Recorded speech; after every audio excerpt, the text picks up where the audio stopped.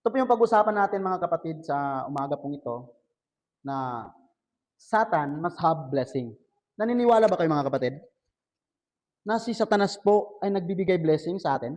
Naniniwala ba kayo yung nakikita po nating mayayaman na ang daming pera, na ang daming sasakyan, ang daming lupa, do you think that galing yan sa Diyos? Yan po yung pag-usapan natin mga kapatid. So, sabi po sa Matthew chapter 5 verse 45, it says, "For he maketh his sun to rise on the evil and on the good, and sendeth rain on the just and on the just." So, maliwanag po ang sinabi ng ating Panginoong Jesucristo na nagbibigay siya ng araw o liwanag sa mga taong masasama at sa mga taong mabubuti. At nagpapaulan siya sa mga taong hindi matuwid at sa mga taong matuwid. A first glance, that the title may sound confusing. So, Satan must have blessings, but when we look closer at the Word of God, we begin understand a deep spiritual truth. So, not every blessings is reward from God. Not every good thing is in your life means God is pleased. And sometimes, even the devils walk around with blessing in his pocket. The nature of God's common blessing. Yung sinabi niya, "For he makes his sun rise on the evil and the good, and sends rain on the just and on the unjust." It means, God is good to everyone. Mabuti pala ang Diyos, mga kapatid, sa lahat ng mga tao, even sa mga makasalanan. The sun still shine on the wicked farmer's field. The rain still waters the crops of the unjust businessman. The breath in the lungs of the atheist is still a gift from God. Ito yung katotohanan, mga kapatid. Kaya sa panahon po natin ngayon, marami ng atheista dahil nakikita nila ang mga tao na hindi sumasampalataya sa Diyos ay lalong yumayaman.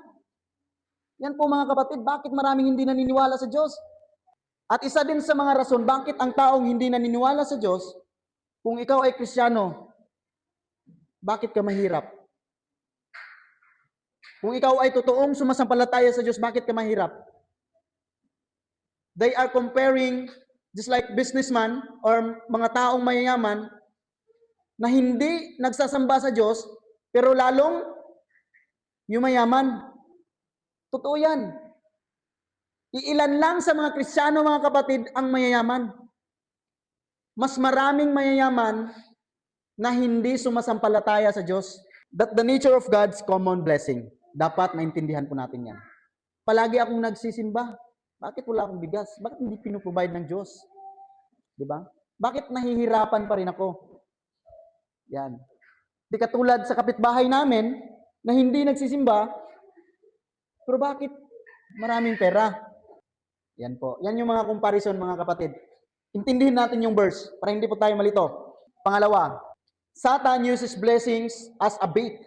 Sa Matthew chapter 4 verse 8 to 9, sinabi, it says, "The devil showed Jesus all the kingdom of the world and their glory. And he said to him, all these things will I give you if you fall down and worship me." Sometimes yung tao kinakain ng sistema. Bakit, mga kapatid? Mas pinupurse nila yung mga bagay dito sa mundo kaysa mag-serve kay God. Ito po yon, mga kapatid. Halimbawa, ako ngayon, hindi ako halimbawa, Kristiyano ako. Then, nakita ko yung opportunity. Then, I grab the opportunity para maging mayaman ako. And after that, hindi na ako nagsiserve kay God. Do you think that the blessing is come from God? No. Kasi, ginamit yun ni Satan para ma-distract yung pag-serve mo kay God. So, yung sa isip mo, galing kay God. Di ba? Ay, salamat Lord sa blessings. Yun yung sinasabi, thank you Lord for the blessings you shower upon us day by day.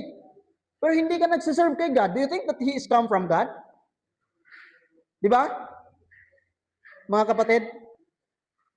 Kaya, dapat po natin maintindihan yon. Itong verse na ito sa Matthew chapter 4, ilang beses na natin itong napakinggan.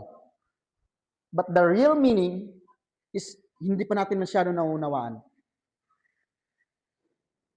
Kaya, yung pinakita ni Satan kay Jesus, kay sinong gumawa nun? Si Satan o ang God?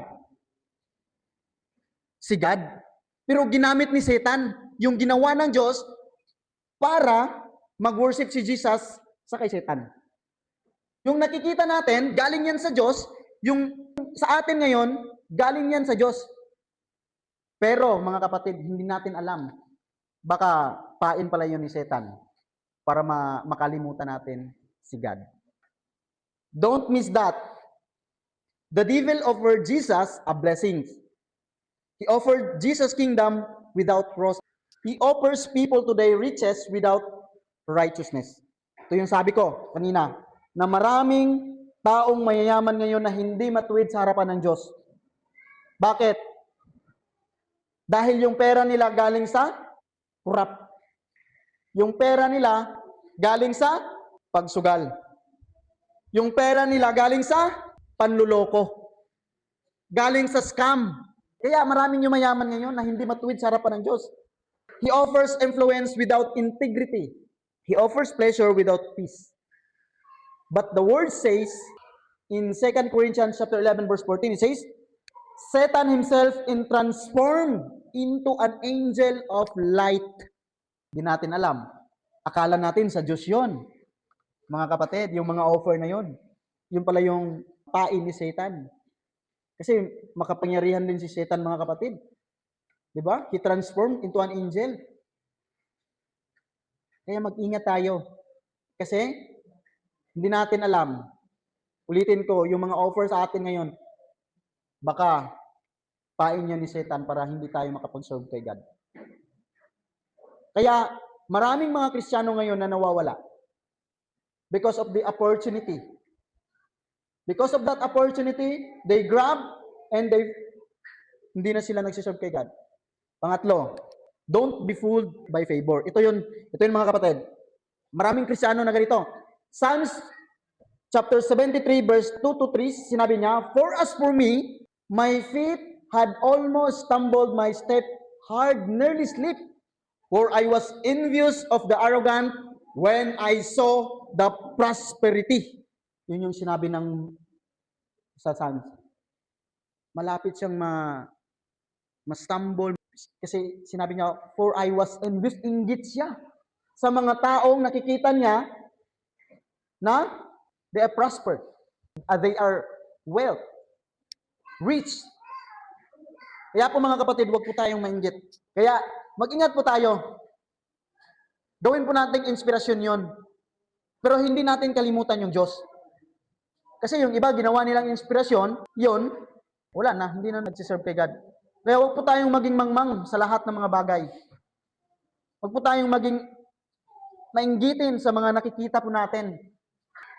Have you ever wondered why the wicked seem to prosper? Why do criminals drive better cars than the righteous?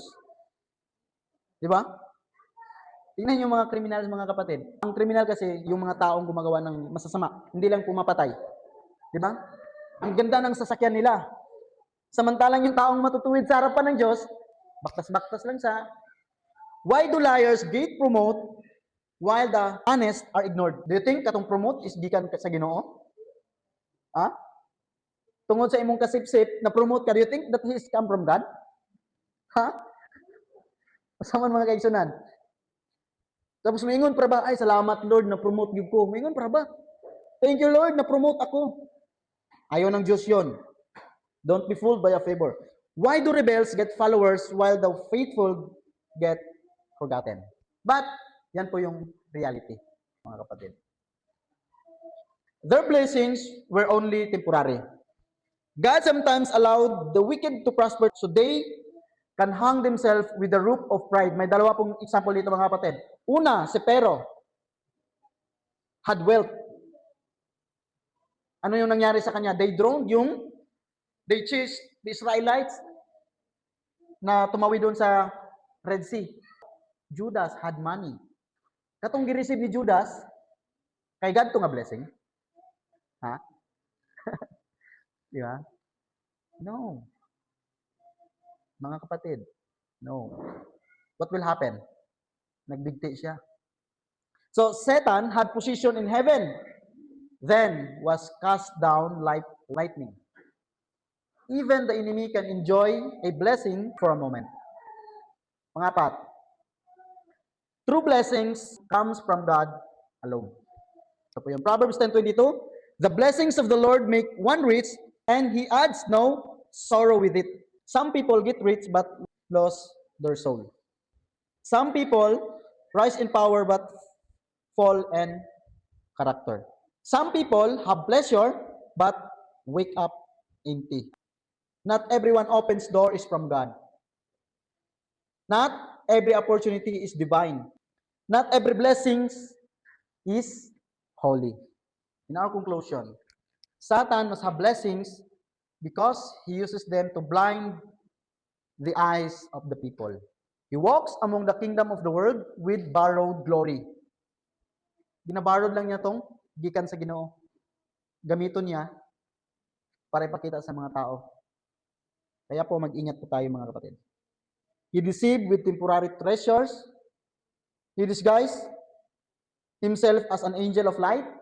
But real blessings, lasting, eternal, joy, soul deep, blessings comes from the God alone. Don't be fooled by the shine of Satan's blessings. Seek the kind of blessings that leads to Jesus. Yan po yung hanapin natin mga kapatid. Yung mga blessing na mapalapit tayo kay Jesus.